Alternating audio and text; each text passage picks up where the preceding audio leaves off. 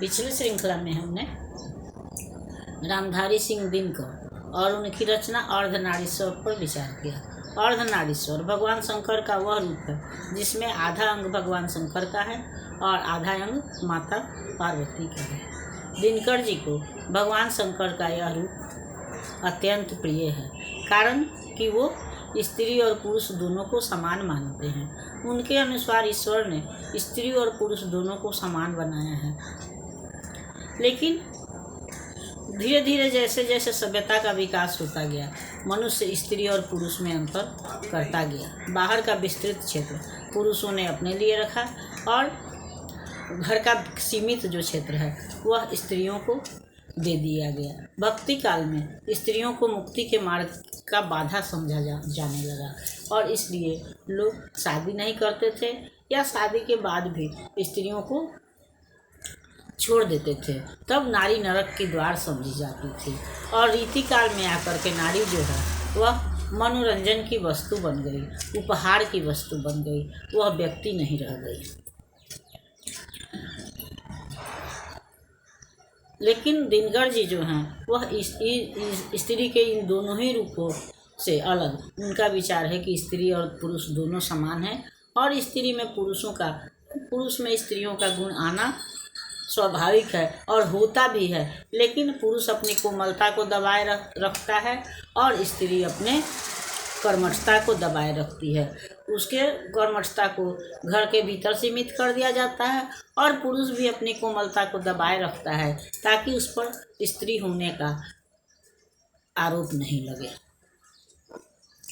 जबकि दिनकर जी का कहना है कि पुरुष में अगर स्त्री का गुण आ जाए, यानी कि पुरुष में अगर कोमलता आ जाए और स्त्री में अगर कर्मठता आ जाए, तो समाज का विकास जो है वह उत्तम तरीके से हो सकता है। उनके अनुसार अगर महाभारत की संधि वार्ता जो कृष्ण और दुर्योधन के बीच में हुई, अगर वह कुंती और गांधारी के बीच में होती तो संभवतः महाभारत नहीं होता, क्योंकि स्त्रियां बहुत सी जो समस्याएं हैं उसको प्रेम पूर्ण सुलझा लेती हैं, जबकि पुरुष को हार मानना उसको अपना अपमान मालूम लगता है और इसलिए जहाँ वह जानता भी है कि हाँ उसकी हार निश्चित है, जिस तरह से कि रावण को अपना हार मालूम था, बाली को अपनी मृत्यु मालूम थी, लेकिन उसके बाद से वह हार नहीं मानता है, वह मृत्यु का वरण कर लेता है। तो दिनकर जी का कहना ये है कि अब किसी भी समस्या के समाधान के लिए हमको नारी को भी पुरुष के साथ साथ कंधा से कंधा मिलाकर चलना होगा और किसी भी समस्या के समाधान में या संधि में नारियों को भी अपने साथ रखना पड़ेगा, तभी कोई समस्या जो है वह शांतिपूर्ण सुलझ पाएगी। अब हम अज्ञेय जी और उनकी रचना रोज पर विचार करेंगे।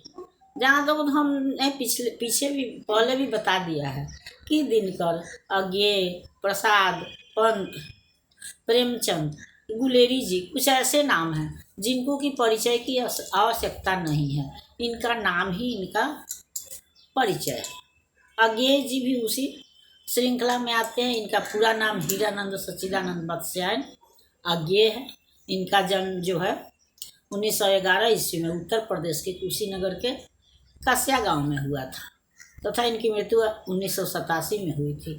इनके पिता हीरानंद शास्त्री जो थे वो पुरातत्वविद थे, इसलिए और इनका स्थानांतर होता रहता था, इसलिए इन्होंने की शिक्षा भी लखनऊ में, पंजाब में, लाहौर में हुई।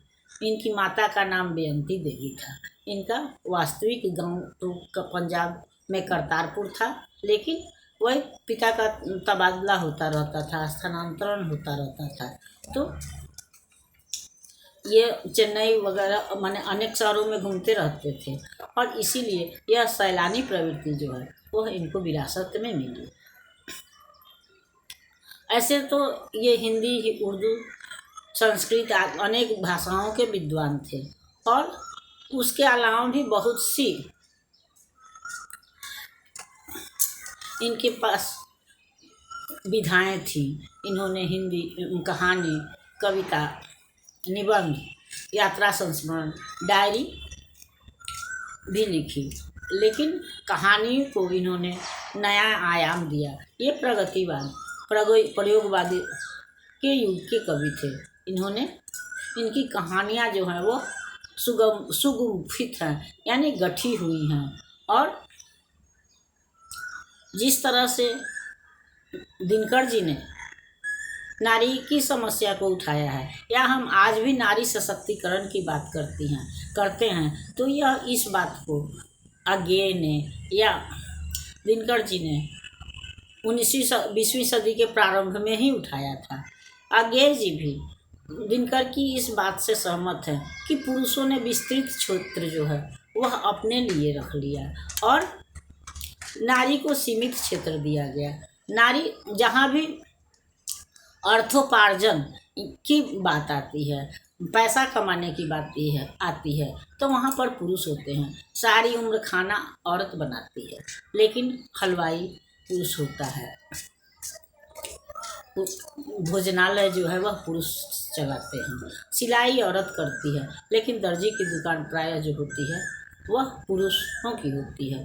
तो इस तरह से बाहर का विस्तृत क्षेत्र जो है अब पुरुषों ने अपने लिए रखा और औरतों को सीमित क्षेत्र दिया, और इस सीमित क्षेत्र में एक समान दिनचर्या में जीते हुए औरतें जो हैं उब जाती हैं या तरह तरह की बीमारियों का शिकार होती हैं, मानसिक अवसाद उनको होता है।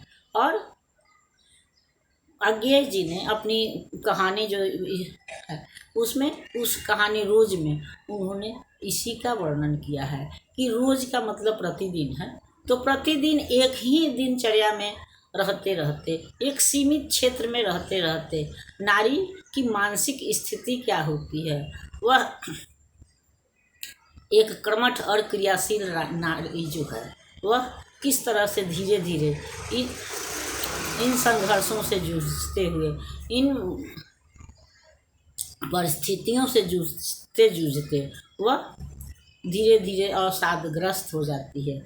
उसके ज़िंदगी में, उसके जीवन में कोई नयापन नहीं रहता, और तब वह अपने आसपास के परिस्थितियों से निराश भी हो जाती है। अपनी रचना रोज में आज्ञेय जी ने इसी को चित्रित किया है, या नारी मन की भावनाओं को अभिव्यक्त करने का प्रयास किया है, जिस पर कि विस्तृत रूप में हम अगले श्रृंखला में चर्चा करेंगे। तब तक यह श्रृंखला आपको पसंद आती है तो इसको लाइक कीजिए, सब्सक्राइब कीजिए। मिलते हैं अगली श्रृंखला में, तब तक के लिए धन्यवाद।